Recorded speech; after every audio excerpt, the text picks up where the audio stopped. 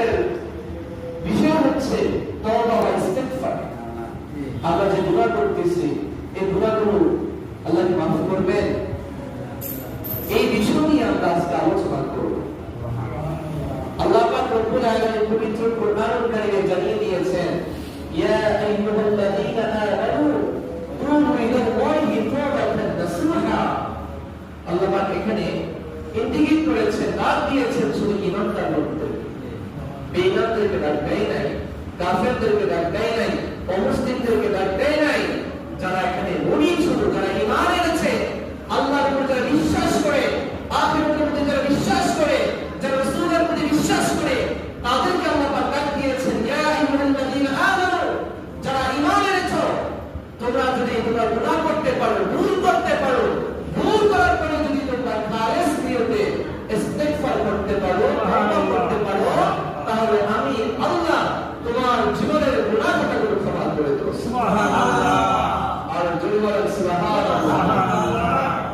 আমার নবী ঘোষণা দিয়েছেন, আমার গায়ে আদম সন্তানরা হচ্ছে প্রত্যেকই গুনাহগার, কিন্তু গুনাহগার বান্দাদের মধ্যে উত্তম বান্দা হচ্ছে তারা যারা গুনাহ করার পরে, ভুল করার পরে, পাপ করার পরে যারা আল্লাহর কাছে ফিরে এসে তওবা করে, তারা হচ্ছে উত্তম বান্দা। সুবহানাল্লাহ। ইস্তিগফার করলে, তওবা করলে আল্লাহর কাছে উত্তম বান্দা হয় কি করে? এবার দেখেন মুসলিম শরীফের বর্ণনা, আর মুসা আলাইহিস সালাম যখন আল্লাহর সাথে কথা বলতেছিলেন, আল্লাহকে বললেন, ওগো আল্লাহ, আমি আমার উম্মতের মধ্যে সবচেয়ে খারাপ বান্দাটা দেখতে চাই, সবচেয়ে পাপিষ্ঠ বান্দাটা দেখতে চাই, সবচেয়ে নিকৃষ্ট বান্দাটা আমি দেখতে চাই। আল্লাহ পাক রব্বুল আলামিন মুসা আলাইহিস সালামকে জানিয়ে দিলেন, তুমি সকালবেলা কোনো এলাকা, কোনো রাস্তার মধ্যে তুমি দাঁড়িয়ে থেকো। আল্লাহর কথা মতো মুসা আলাইহিস সালাম ওই রাস্তার মধ্যে দাঁড়িয়ে থাকলেন। ওই মুসা আলাইহিস সালাম দেখতে পেলেন একটা লোহার পাশ থেকে ছোট একটা বাচ্চা ওই রাস্তা দিয়ে আসতেছে। আল্লাহকে বললেন, আল্লাহ, এখন দেখতে পেলাম আমার উম্মতের মধ্যে সবচেয়ে নিকৃষ্ট বান্দাকে দেখতে পেয়েছি, এখন আমি আমার উম্মতের মধ্যে সবচেয়ে ভালো বান্দাটা দেখতে চাই। আল্লাহ বললেন, ও মুসা, সকালবেলা যে রাস্তা দাঁড়িয়েছিলেন, সন্ধ্যাবেলা তুমি ওই রাস্তার মধ্যে তুমি দাঁড়িয়ে থাকো। মুসা আলাইহিস সালাম আল্লাহর কথা মতোই ওই রাস্তার মধ্যে সন্ধ্যাবেলা দাঁড়িয়ে থাকলেন। এক আজীব ঘটনা ঘটল।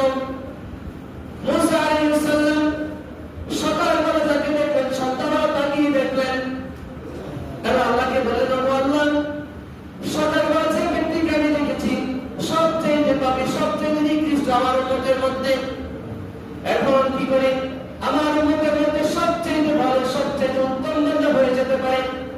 আমার তো বুঝে আসে না। ও আল্লাহ, কিভাবে সম্ভব, এটা কিভাবে হতে পারে? আল্লাহ পাক রব্বুল আলামিন মুসা আলাইহিস সালামকে জানিয়ে দেন, ও মুসা, তুমি তো জানো না এই বান্দাটা সকালবেলা তোমার উম্মতের মধ্যে সবচেয়ে পাপী বান্দা ছিল। এই বান্দা যখন তার ছোট বাচ্চাকে নিয়ে যখন চলে যেতেছে, ওই বাচ্চারা তাকে জিজ্ঞেস করেছিল, ও বাবা, এই পাহাড়ের চাইতে আর বড় কিছু নাই নাকি? ওই বাবা প্রশ্ন উত্তরে বলেন, আল্লাহর আকাশটা আরো বড়। ওই ছেলে প্রশ্ন আবার প্রশ্ন করল, ও বাবা, আল্লাহর আকাশের চাইতে আর বড় কিছু নাই নাকি? বাবা বলেন, আল্লাহর আকাশের চাইতে আল্লাহর আরশটা আরো বড়। ও বাবা, আল্লাহর আরশের চাইতে আর বড় কিছু নাই নাকি? বাবা সাথে সাথে উত্তর দিয়ে বলেন, মনে হয় আমি যে পাপগুলো করেছি, আমি যে ভুলগুলো করেছি, আমি যে অন্যায়গুলো করেছি, আমি যে মিথ্যা কথা বলেছি, মনে হয় আল্লাহর আরশের চাইতে আমার পাপগুলো অনেক বড় রে। সুবহানাল্লাহ। এমন ভাবে কান্নাকাটি করতেছে।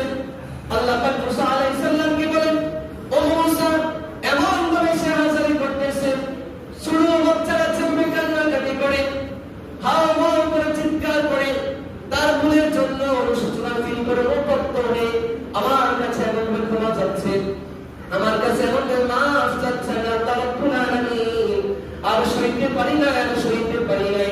আমি আল্লাহ রাব্বুল আলামিন তোমার উম্মতের মধ্যে সবচেয়ে খারাপ বান্দা থেকে এখন আমি সবচেয়ে ভালো উম্মত তোমার উম্মতের মধ্যে বানিয়ে দিলাম। সুবহানাল্লাহ। আর জোরে বলেন না সুবহানাল্লাহ।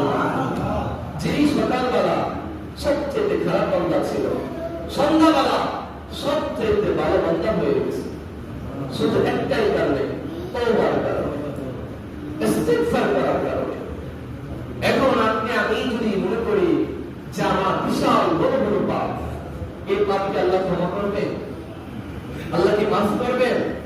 আল্লাহ বলে দিয়েছে লা তাকনাতু মিন রাহমাতিল্লাহ, বান্দা তুমি আমার রহমত থেকে, আমার দয়া থেকে, আমার ভালোবাসা থেকে তুমি দূরে সরে যেও না। তুমি আমার কাছে ফিরে এসো। তুমি হাজার হাজার গুনাহ করতে পারো, হাজার হাজার ভুল করতে পারো, আমি আল্লাহ